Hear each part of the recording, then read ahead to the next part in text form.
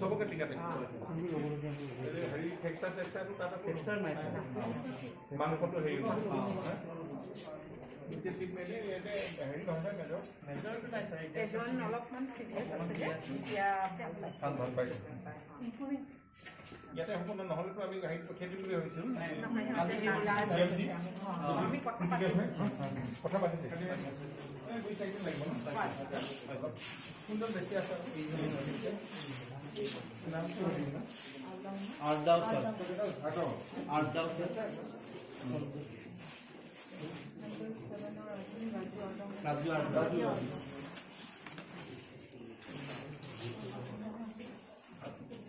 তো জনাকলি ডক্টর পড়াতে cable doctor করে ভাষা পাইছে আমার ভিতর ইঞ্জিও পাই না বাইরে ইঞ্জিও নাই ড্রিম শেপ বাইরে বুঝে গেছে ভালো টেক্সা লিভার নাম সিটিজেন হইছে সবার হইছে পুরো নাই না পুরো নাই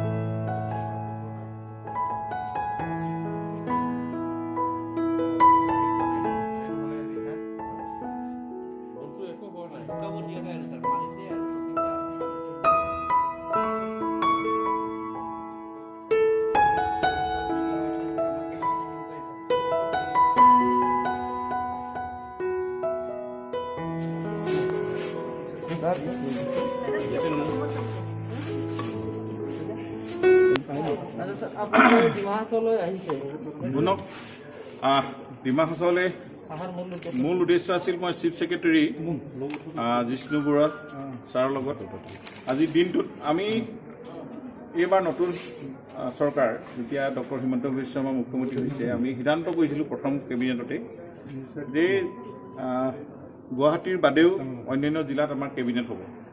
সেই অনুসৰি ইতিমধ্যে ধেমাজিত হৈ গৈছে আৰু যোৱা 30 তাৰিখে আমাৰ বঙাইগাঁৱত হৈ গৈছে আৰু অহা 5 জানুৱাৰীত ডিমা হাছাওত আমাৰ কেবিনেট হ'ব।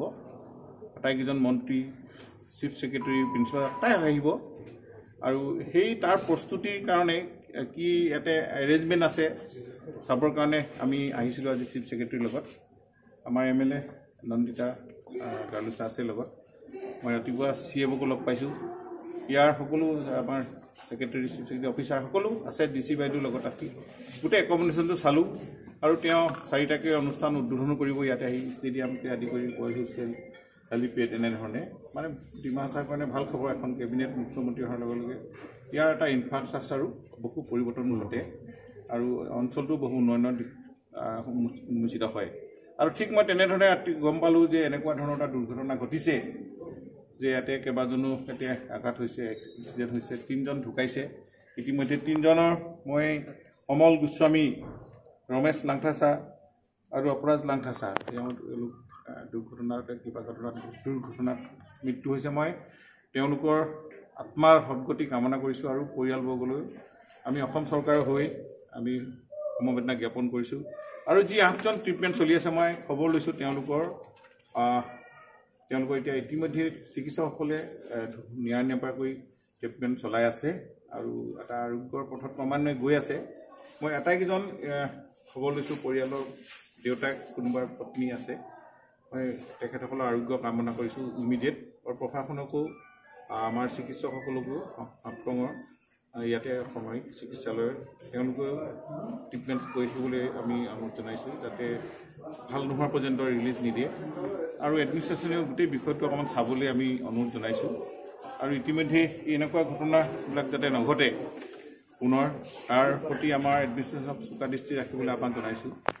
আৰু এইটো খুব দুৰ্ভাগ্যজনক হৈছে এনেকুৱা ধৰণৰ ঘটনা আমাৰ সমাজত ঘটিব নালাগে আৰু এইবিলাক পুলিচ প্ৰশাসনে ইতিমধ্যে তদন্ত কৰি আছে আৰু এইটো এটা মই ভাবিছোঁ তেওঁলোকৰ ৰিপৰ্ট আহিব। তেওঁলোকে যেনেধৰণে ইনকুৱাৰী কৰে ইনকুৱাৰী দি ৰিপৰ্ট আহে তেনেধৰণে এটা আইনসংগত ব্যৱস্থা হ'ব।